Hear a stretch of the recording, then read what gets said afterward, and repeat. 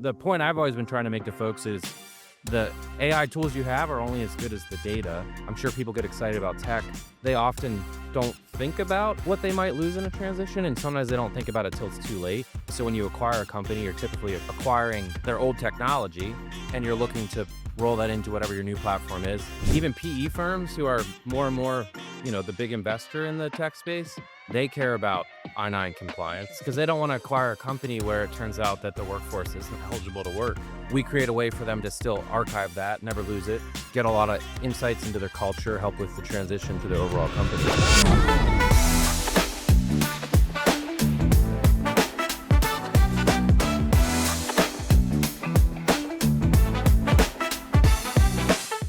Gabe, how you doing today? I'm doing great, William. How are you? All right, I'm doing well. I walked the vendor floor for a little bit and got tired of that. So which booth caught your attention? There's a lot out there. I like the stuff that's personalized. To me, I think that like screenshot or screen printing shirts, making hats, stuff like that. Stuff, pins, squishy balls. Yeah, that's kind of old school now. Yeah, A notebook. highlighters. Keep out. I'm good. Yeah, I do like but the lines are too long on those personalized ones. You got to wait for content. So you look at the schedule and you look at for when the big speakers are speaking, it's ghost town. Like when Oprah's speaking, perfect time. Gotcha. Yeah. Gotcha. That's a good tip. That's the game. What caught your eye? There was a background check company. I forget the name of it, but they had a 1953 Chevy car on display. Oh, that's Oh, nice. wow. That was pretty cool. How did we get that in here? I don't know, but it was from the year that their company was founded, so it was a good. That's cool. It's cool. I don't hate that at all. Corvettes, they don't go back to 53, do they? Dude, I'm I not think it's 59. Don't ask me about cars. I think it's 59. You ask me about anything but cars. No, we're Anything here. but cars. Well, what are we good at? We're good at talking. But me? I'm good at talking, man. Good at talking. All right. So what's going on? So tell us a little bit about you. Like what company? What's going on? Yeah, I'm Vice President of Sales at ResNav Solutions. So we specialize in archiving historical payroll and HR data. Okay. So when a company makes a transition from one provider to say iSolved, Yeah. Instead of losing history or trying to merge it all into a new system, they'll use us to archive it, keep it compliant. And who knows with AI, how they could use it in the future. The point I've always been trying to make to folks is the AI tools you have are only as good as the data behind it. So keep your history. It'll inform your future. Okay, perfect. I love that. Well, again, the payroll folks have always had data, but they've never really leveraged it in the way that now we can. Right. And so I think the AI, especially AI, agentic AI, and things that can lay on top of it to give us insight and forecast and all kinds of fun stuff to where okay, we can do something with the data that we've always had. And or just from a compliance perspective, holding on to that data, right? So what is it? 7 years is what you typically have to hold on to? Yeah, it really depends on the regulatory body, but 3 to 7 years is the standard. And again, it depends if it's an I-9s or time cards, things like that. But the other thing that we're seeing too is a lot of companies are doing acquisitions.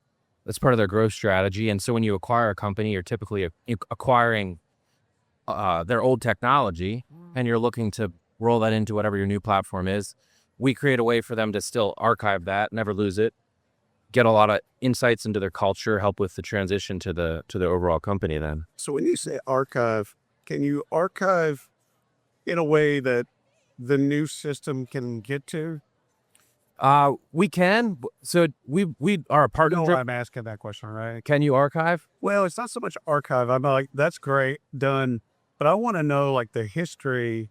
Can I get to the history? So if we go from one to the other, go to iSolve from, Paylocity, let's say, I want access to the Paylocity data. Can I get access to the Paylocity data if I'm with iSolve? Not yet. But it's something that we're exploring with iSolve. We just became a marketplace partner Fantastic.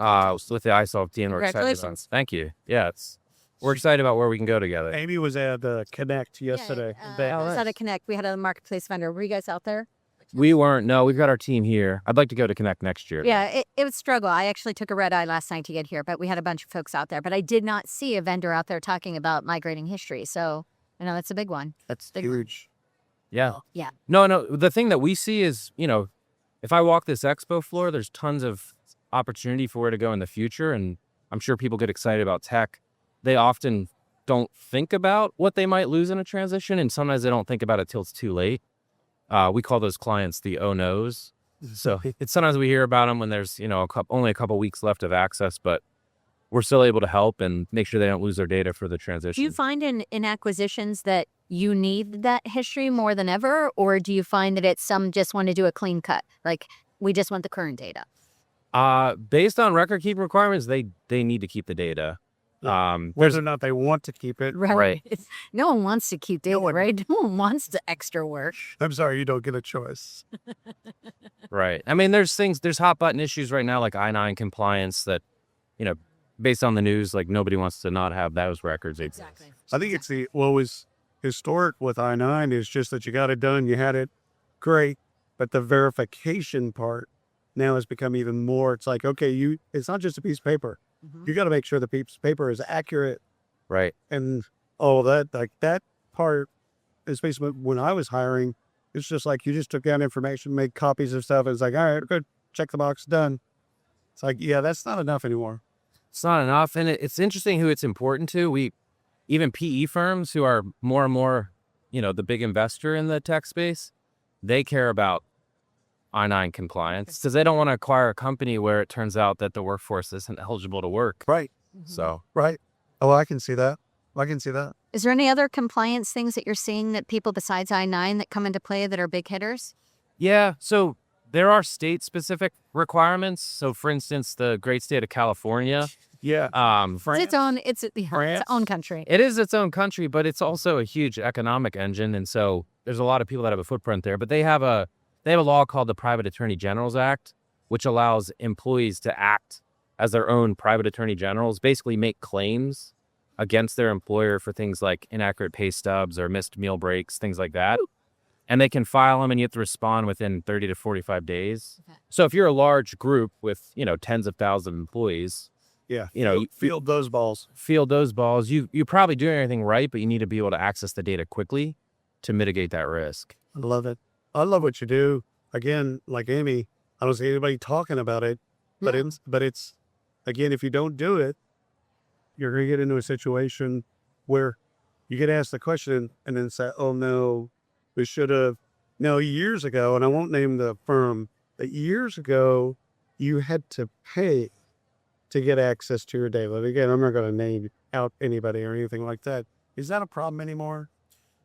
With most platforms, will charge for access. Yeah, I was going to say, I've worked with, I'm not going to say the vendors either, but if they've left and not migrated their data and they want access to it, they'll say, hey, we X amount of dollars for you to be able to get access to it. Or insane. Because they chose to leave, it's who's wrong in this situation. You could have migrated your data out somehow or used a company like Gabe's, or you could have, say, okay, they have it. They're holding it hostage. You got to pay for it to get it out, right? But, if it was on-prem, you paid for it. Okay. If it was SaaS, you leased it, but you were paying. So you paid for it the whole time. So why make them? It just seems like there's a bitterness factor for me. It's like you left us. It all depends.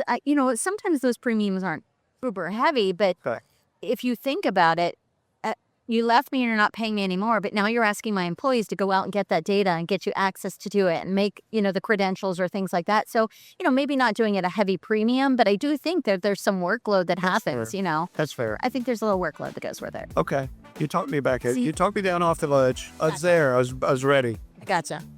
Too funny. Well, this has been fantastic. Okay, thank you, Sheila. Thanks for stopping coming by. Yeah, thanks for having me. Great chat with you both. Love what you do, by the way. Absolutely love what you do. Thank you. And thanks for everyone listening and watching. Yes.